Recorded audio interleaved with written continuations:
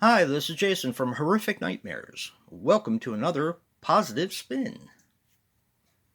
Today we're going to be talking about one of the most hated entries in any franchise, and that is Texas Chainsaw Massacre: The Next Generation, or Texas Chainsaw Massacre 4, or The Return of the Texas Chainsaw Massacre, depending on which cut you watch.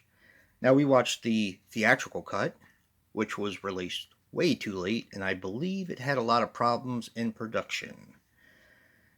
But we're going to put a good positive spin on this because, to be honest, when I first saw this, I didn't really care for it too much. I thought it was a little over the top, and it took a while for this movie to grow on me. But I will say it has grown on me, and I do love it now. Okay, first and foremost, I think this movie has fantastic pacing.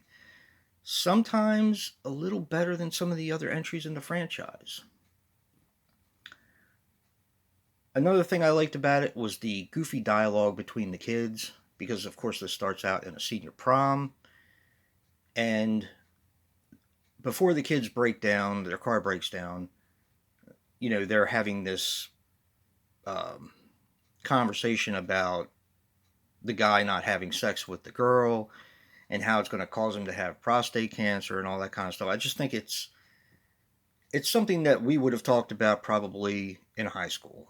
So to me, it's fun. It's fun dialogue. I love the young cast, including a very young Matthew McConaughey and Renee Zellweger. Uh, Matthew McConaughey is a lot of fun in this. Now, I'm of two minds in this. This is where it gets kind of divisive. Where he used to annoy me, I actually love his character now as Vilmer. He he channels something in me. His anger channels something in me. I don't know what it is, but it works for me. And they allowed him to go over the top, and I think they just set him free and let him do what he wanted. And I kind of appreciate that.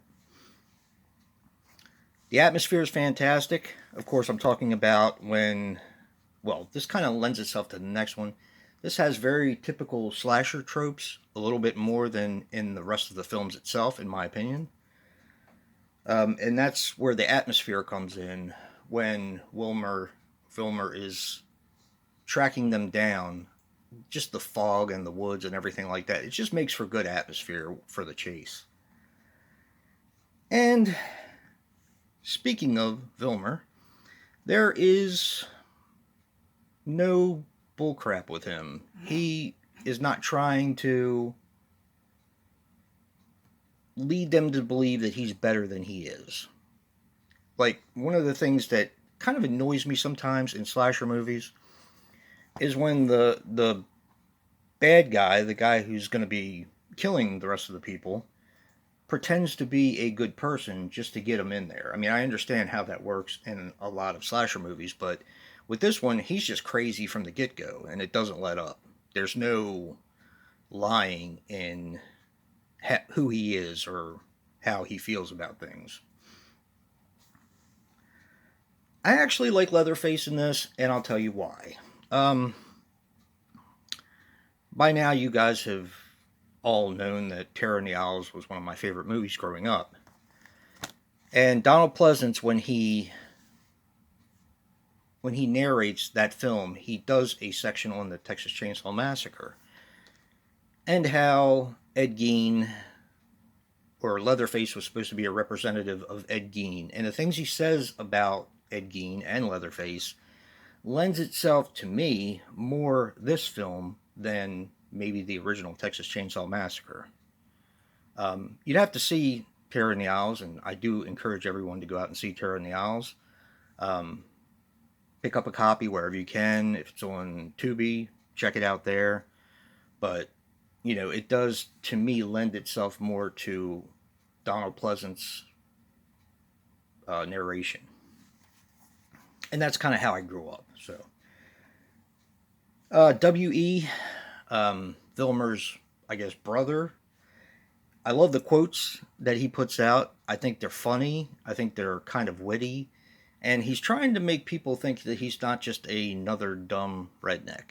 And I think that's kind of funny and it fits the story. And let's see. The dinner scene. Now, nothing will ever, for me, top the dinner scene in the original. I think it's very disturbing and still holds up to this day. But I do like the amped up dinner scene in this film. There are some things I don't like about it. Like I said last time when I was talking about Jason Goes to Hell, I also have a list of things I don't like about this film. But, we're concentrating on the positive here. And I like how they amped up the dinner scene. I thought it was a lot of fun. And finally, at the very end, and this goes into spoiler territory, so if you have not seen Texas Chainsaw Massacre, The Next Generation, you might want to shut it off now. When the final girl, of course, Renee Zellweger, is in the hospital after she gets away, there is a nod to Sally and Franklin. I'm not going to say what it is because I don't want to give that away to people who haven't seen it, but there is a nod to them, and I really appreciated that. I thought that was a lot of fun. So, when I originally did my Texas Chainsaw Massacre ranking, and I did that, I think it might have been my very first video on YouTube, but I don't think it's there anymore. I don't know why. I haven't been able to find it. But anyway, this was dead last. This is definitely not dead last for me anymore. What gets me about this movie, and I didn't visit it that much in my younger days, so I went off of what I knew about the film. Now I've learned better to, if I'm going to rank films, I need to watch them all right then and there and give my opinion. But you live and you learn, and you make mistakes as you go along. But the point I'm trying to make is this is not dead last for me anymore. This is probably middle or upper, maybe in the top 3 or 4. So that's a pretty far cry from dead last. And that's a positive spin for you for the Texas Chainsaw Massacre. Probably one of the most divisive franchises out there. And if you like what you see in here, hit that like button and subscribe. And until next time, peace.